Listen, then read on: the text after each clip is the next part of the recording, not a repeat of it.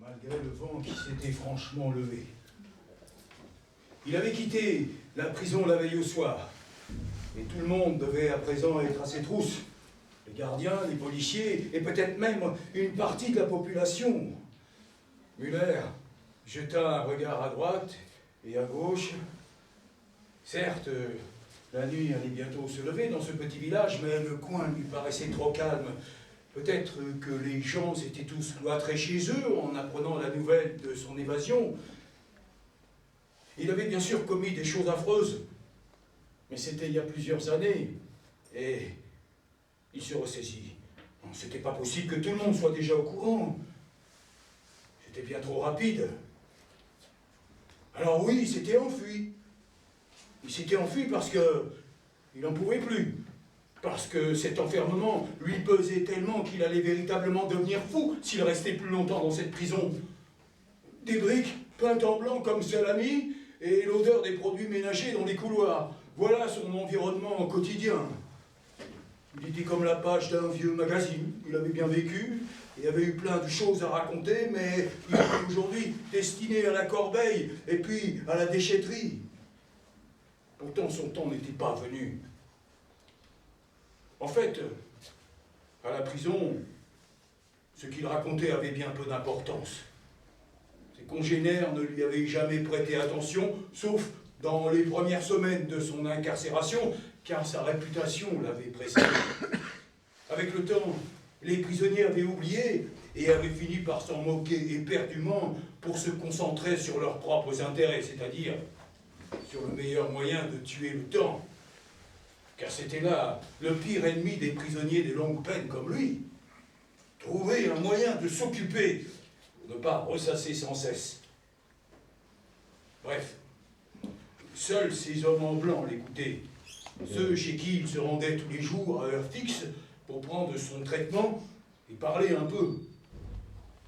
Il l'écoutait, mais il ne prêtait aucune attention à la signification profonde de ses mots. Il ne le savait que trop bien. C'était pareil à son procès d'ailleurs. Ce fut un procès court, très court. Un procès, on ne lui avait pas vraiment donné la parole, car son sort était déjà fixé à l'avance. À chaque fois qu'on lui avait demandé de s'expliquer, il disait qu'il mentait. Il avait cependant essayé de leur expliquer la vérité. Alors pourquoi ils n'avaient rien écouté? La plupart des gens ne le comprenaient pas. Le médecin ne le comprenait pas. Comment peut-on venir à ces extrémités sans un motif vraiment valable? Voilà la question que tout le monde se posait toujours. Dans le cas d'un meurtre, on cherchait toujours obstinément le mobile du crime. Comme s'il y en avait forcément un. Et plus le meurtre était horrible et sanglant, plus le mobile recherché était présumé extraordinaire, affreux, et peut-être parfois plus que l'acte lui-même. Et s'il n'y avait rien derrière une action commise, quelle que soit celle-ci, si le fait de se débarrasser de quelqu'un ne se justifiait pas davantage qu'une simple envie de le faire, comme on a envie de chocolat, ou d'une glace à la pistache, comme un besoin naturel finalement. Bref, on n'écoute pas un fou, on rit de lui ou on a peur. Et quand il ne fait plus rire, ou qu'il fait trop peur, on l'enferme et on l'analyse au microscope. Il avait certes échappé à la mort, car plus d'une fois, il aurait pu se faire tirer dessus, mais était-ce pour autant plus appréciable? Une souris qui s'excite et qui vous mord, faut-il mieux lui trancher de la tête ou l'emprisonner à vie dans une boîte en bois sans plus jamais lui laisser le loisir de voir la lumière? Bref, il était joaillier. Voilà ce qu'avait décrété la science, la justice et toute la société.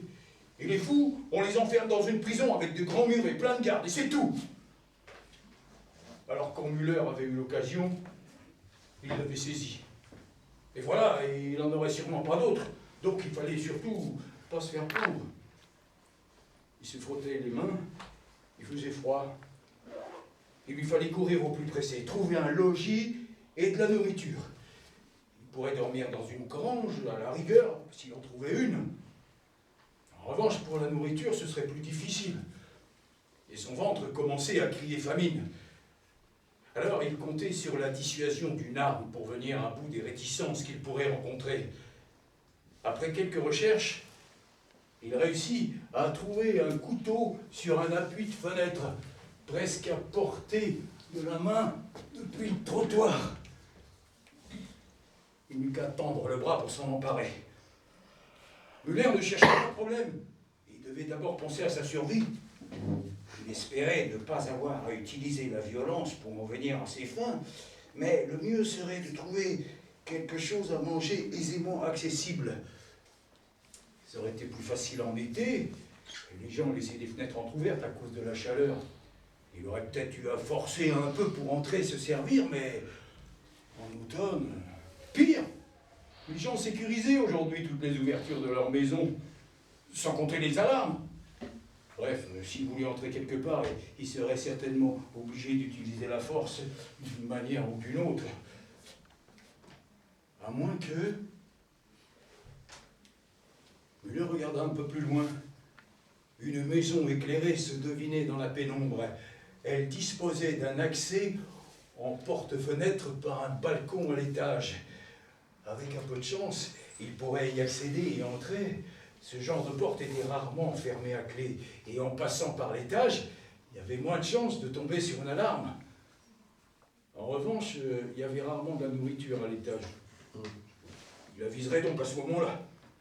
Muller avança donc à travers un jardin, puis un autre, en réajustant le pantalon qu'il avait volé et qui était un peu trop grand pour lui. Il n'allait pas s'en plaindre, il avait eu la chance de trouver des habits sous cet habit. « Ça fait plusieurs fois que je t'appelle », lança-t-elle à Clémentine, qui sursauta en la voyant entrer. « Tu as lu ton bouquin ? » ?»« Oui, maman. » »« Dans ce cas, je t'écoute. » Tandis que la petite fille tentait de lui raconter l'histoire, sa mère ouvrit les premières pages y jeta un œil. À ce qu'elle pouvait en voir, Clémentine avait compris l'essentiel, même si elle interprétait certains passages de manière très personnelle et qu'elle en oubliait d'autres. Au moins, elle l'avait vu. Bien. As-tu compris la morale de l'histoire ? Qu'est-ce que ça veut dire ? Cela fit sourire sa mère qui lui expliqua. Ce berger, c'est un peu trop moqué des autres, tu trouves pas ? Oui, ils m'ont à chaque fois. Eh oui, sauf à la fin, lorsque le loup est vraiment venu s'attaquer au mouton. Et là, qu'est-ce qui s'est passé ? Les gens, ils n'ont pas cru. Exactement. À force de raconter des mensonges, on finit par plus te croire. Ça veut dire qu'il faut toujours dire la vérité ? Ça veut dire surtout qu'il faut savoir quand dire la vérité et quand ne pas la dire. Mais tu es encore un peu petite pour comprendre cette subtilité. Bon, allez, tu peux jouer. Je vais mettre le linge à laver. On mange dans 1 heure. Alors, surveille ton réveil.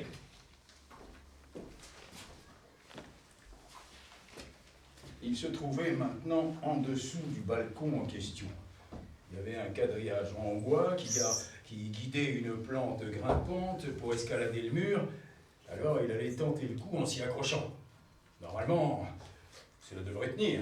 Il avait perdu bien des kilos depuis qu'il était interné. Il faut dire que la nourriture là-bas n'était pas de très bonne qualité et il n'avait guère d'amis pour lui en ramener. Il n'avait d'ailleurs, pour ainsi dire, jamais eu de visite. Sauf celle que de jeunes femmes un peu névrosées lui avaient rendue de temps en temps et qu'il avait fini par refuser. On prétend que c'est lui le psychopathe, mais ce monde si parfait ferait bien de faire un tant soit peu son introspection. Il jeta à nouveau un regard au-dessus de lui pour se convaincre qu'il fallait monter. Cependant, hors de question de laisser le couteau. On ne savait pas jamais sur quel pépin il pourrait tomber. Il en aurait peut-être besoin. Muller agrippa tant bien que mal le bois fixé au mur pour se hisser jusqu'au balcon. Il réussit, après quelques minutes et plusieurs essais, et se releva pour se coller contre la façade avant de s'avancer légèrement et passer la tête devant la baie vitrée pour jeter un œil à l'intérieur. C'était une chambre de petite fille, comme il y en avait tant, avec une tapisserie claire, un petit lit et des poupées étalées sur un grand meuble. Clémentine jouait tranquillement, un casque sur les oreilles. Elle leva la tête car elle avait cru voir quelque chose bouger par la vitre. seulement une branche d'arbre qui se trouvait à quelques mètres devant. Müller la regarda un long moment. Il n'avait pas vu d'enfant depuis tellement longtemps qu'il en avait presque oublié leur existence. Bien sûr, il savait ce que c'était qu'un enfant, mais il n'avait plus jamais pensé à eux, ni à leur âge, ni à leur fragilité, et encore moins à l'innocence dont tout le monde le gratifiait. Elle avait l'air si tranquille. Après tout, c'était peut-être vrai. À la regarder jouer ainsi, il se revoyait encore une fois quand il était gosse. Car il avait été un gosse lui aussi. Ça, il n'avait pas oublié. Mais lorsque les images de son enfance s'invitaient dans son esprit, ce n'était jamais pour lui rappeler son âge, mais un passé volé. Ce passé était justement là, à quelques mètres de lui, à travers une baie vitrée. Alors il se mit à l'envier, à vouloir être à sa place, bien au chaud, sur un lit, dans une maison, à lui, peut-être avec des parents, c'est-à-dire avec des personnes qui veilleraient sur lui. Il lui dirait qu'il allait trop loin, et quand il fallait se coucher le soir pour ne pas être fatigué le lendemain, quand il faudrait aller à l'école. Cet enfant était ce qu'il n'avait pas été et ce qu'il aurait dû être. Étrangement, il n'avait plus ni faim ni soif. Il avait seulement envie de pénétrer dans cette chambre et de se retrouver là, au chaud, avec elle. Bien sûr, ce n'était pas possible, il était recherché. Et même si ces gens ne savaient pas qui il était, jamais ils ne laisseraient entrer un inconnu chez eux. Clémentine avait rejoint la grande maison de poupées. Prise dans son activité et par la musique, elle n'entendit pas l'homme ouvrir la porte vitrée, ni même avancer lentement dans sa direction. Ses pas glissaient en silence sur la moquette, tandis qu'il cachait son couteau derrière lui. L'histoire préférée de Clémentine était celle de la Belle au bois dormant.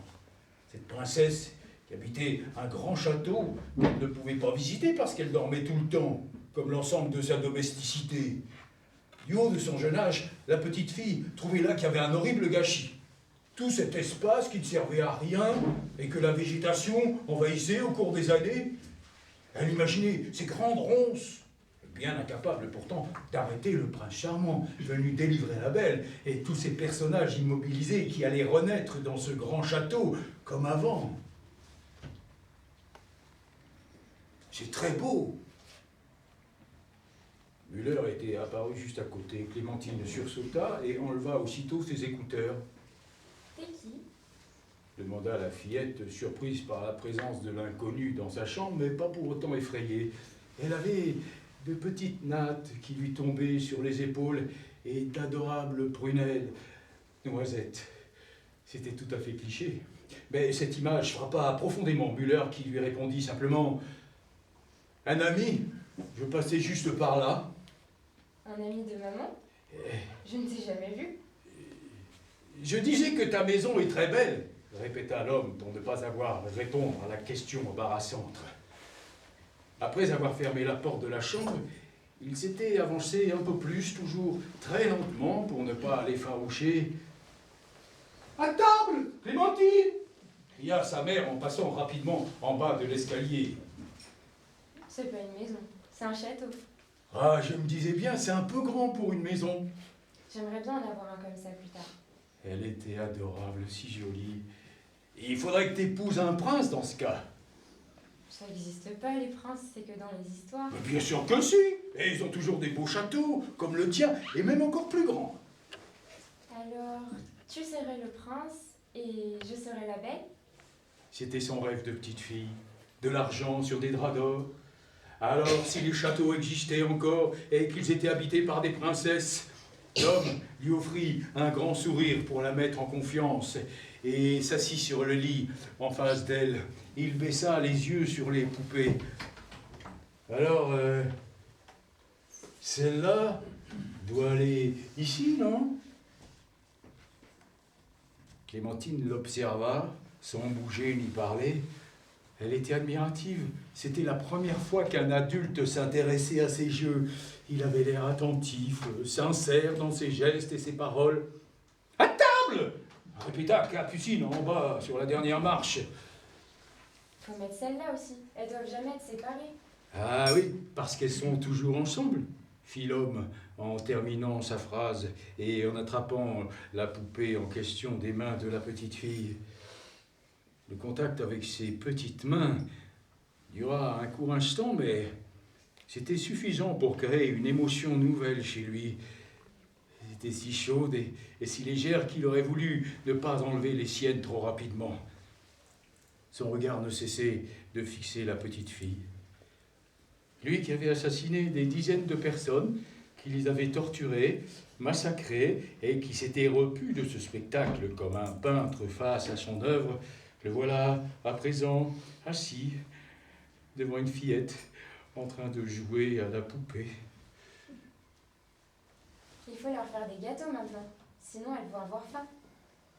En effet, une dînette se trouvait juste à côté de la maison. La petite fille ouvrit la porte du four pour en sortir un plat dans lequel se trouvait déjà une petite cuillère.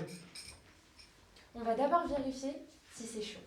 Et Maintenant, ferme les yeux et ouvre la bouche. leur obéit, ouvrit la bouche.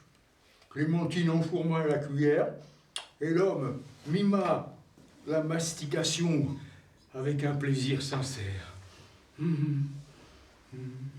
C'était comme avant, comme lorsqu'il était petit, et que tout ce qu'il touchait se transformait en jouet. Les maisons étaient des châteaux, et les murs étaient faits de pâtisseries. Il se rappelait ces illusions qui étaient pourtant si réelles. Les yeux d'un enfant ne regardaient pas la réalité comme ceux des adultes. Tout ça, pour lui, était plus qu'un jeu innocent pour gamin.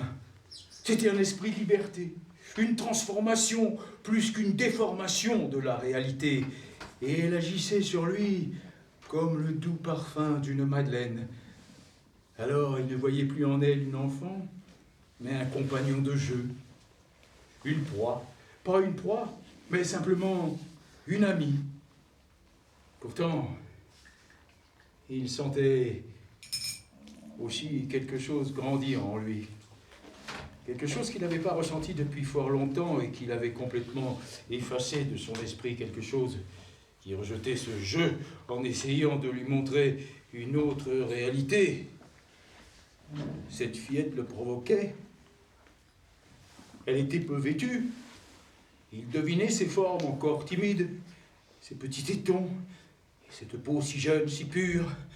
Il pensait à ses cheveux qui partaient en mèches sur les côtés, à ses petites lèvres encore craintives, et surtout à ses deux petites prunelles noisettes.